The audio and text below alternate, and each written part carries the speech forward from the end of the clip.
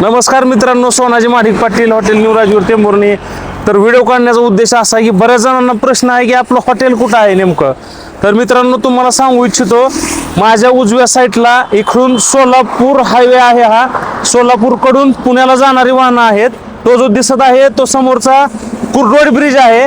तो कुर्डवाडी ब्रिज उतरल्या वरूनच उतरल्यानंतर आणि खालून जो रोड दिसतोय तो बार्शीकडून येतोय. ब्रिज खालून जो रोड दिसतोय सर्व्हिस रोड, तो ब्रिज खालून येणारा रोड आहे.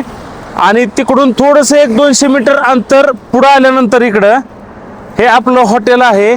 अजून सांगायची खूण म्हणलं तर आपल्या हॉटेलपासून पुढं CNGचा गॅस पंप आहे.